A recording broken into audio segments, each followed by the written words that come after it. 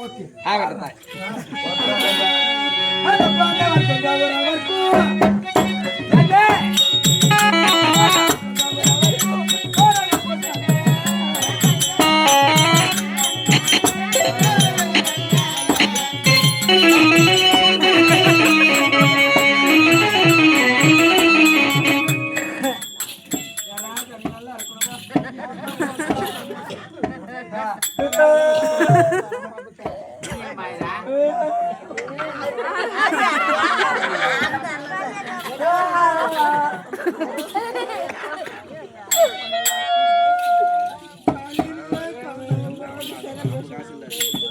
அந்த பாண்டவர்க்கும் கௌரவர்க்கும்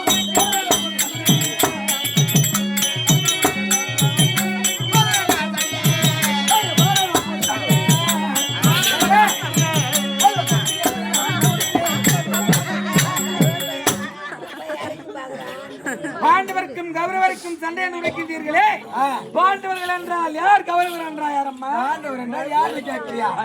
நான் பெத்த எச்சல்லாம் அம்மா மேல ஒரு பேர் அம்மா, ஏம்மா கட்டாரிப்பா தாயே? அம்மா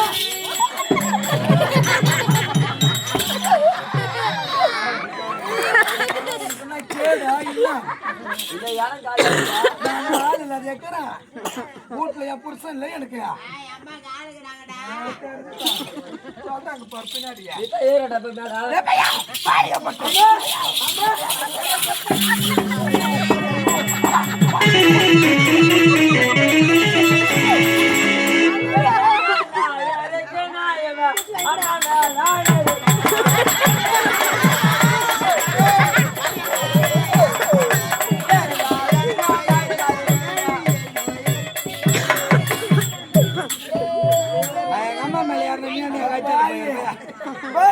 யாரு கேட்கலையா? அந்த பாண்டு மகாராஜன் பெற்று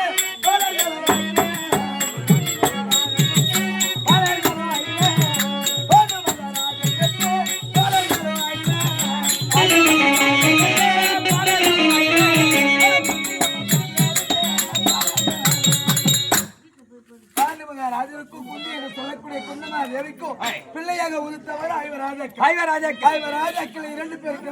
இரண்டு பேருக்கு மூச்சு நடுநாயகனாக ஆனால் அழகு மன்னன் 32 அழகு புரிந்து உன்னுடைய தந்தை என்னுடைய கணவர் அவர் தான் அர்ஜுன மகாராஜர் கை தட்டுகிறேன்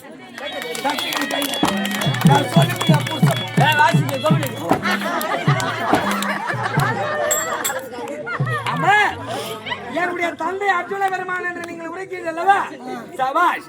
என்னை பெற்றெடுத்த தந்தையார் என்று தெரிவித்தால் இப்பேற்பட்ட செயல் நடந்திருக்குமா? அம்மா, நம்முடைய கிரகத்தை நம்முடைய நாட்டை நாடி நான் கேட்கிறேன், உன்னை கோட்டையில வச்சேன். ஆமா, நீ எப்படி கோட்டை உடச்சுக்கணும்? வெளியே அந்த கோட்டை உடைக்க சொன்னாலே வந்தான் தேவடி அவளுக்கு போன பையா தெரியும்.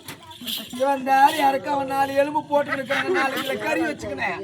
இவன் தான் செஞ்சிருப்பான்.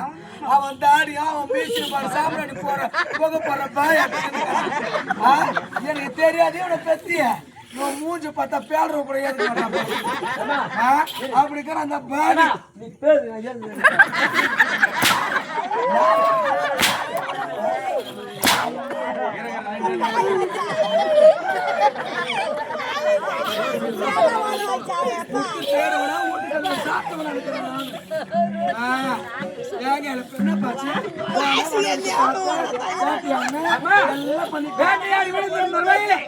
அழகான பஞ்சவர்ண புறமையை உனக்கு கண்டேன்.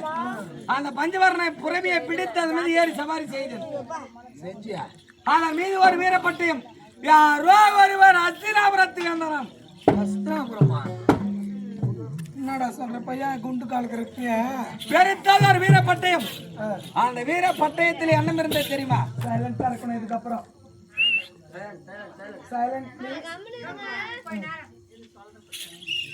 ஆனவர் எப்பேற்பட்ட வீரப்பட்டயம் தெரியுமா தாயே? எப்படி? அஸ்தினாபுரத்து வேந்தனாக திகழக்கூடிய தர்மபுத்திர மகாராஜனா.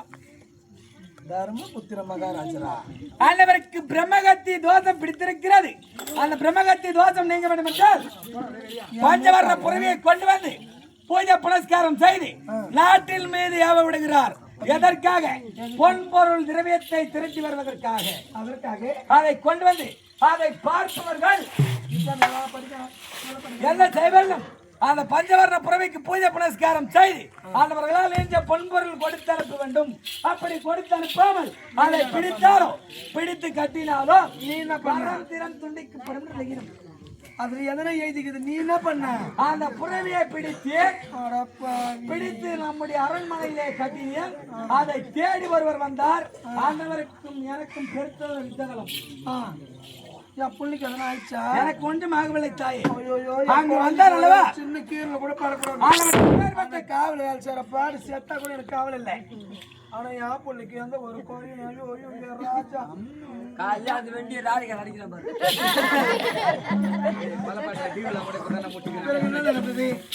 ஆமா, அங்க ஒருவன் வந்தார் அல்லவா, அன்னவருக்கும் எனக்கும் யுத்தம் ஏற்படுகின்ற வேலையிலே என்னை பார்த்து ஒரு கேள்வி கேள்விட்டேன்.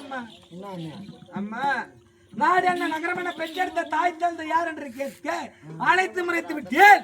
உன்னை பெற்றெடுத்த தந்தை எங்கே என்று கேட்டேன். நான் சொல்லனா என் புள்ளிக்கு எப்படி தெரியும்? என்னுடைய தந்தை பேர் எனக்கு தெரியாது. என் புள்ளிக்கு நான் சொன்ன தந்தை எனக்கு தெரியும். ஆமா, என் குழந்தை சின்ன குழந்தையாச்சு. என் புள்ள பெருமையை பாடுறா பாடு. அம்மா, என்ன தெரிவித்தான்? உன்னை பெற்றெடுத்த தந்தை யார் என்று தெரியாமல் வளர்த்திருக்கின்றால் உன்னை பெற்றெடுத்த தாய் அவன் தாசியாக இருக்க வேண்டும்.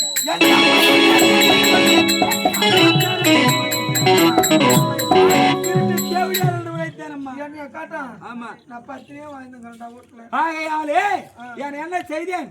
கட்டாரி எடுத்தேன், ஆண்டவன் திருச்சை கொண்டு விட்டேன். ஐயோ, தலையை வெட்டிட்டு சொல்லாதீங்க. சக்காலத்துக்கு காதல கேட்டாங்க. இவளுங்க சும்மா இருப்பாளுங்களா? அவ வீட்டு புள்ள பாரு, ஒருத்தன் தலையை சாவடிச்சு அந்த கையில கொடுக்கணும்னு சொல்லுவாங்க. போலீஸ் ஸ்டேஷனுக்கு புடிச்சு குட்டுவாளுங்க. சக்காலத்துக்கு ஊர்ல செஞ்சாலும் செய்வாளுங்க. என் மேல அப்படியே தரம்னாக்கிறா பாரு ஒருத்தி.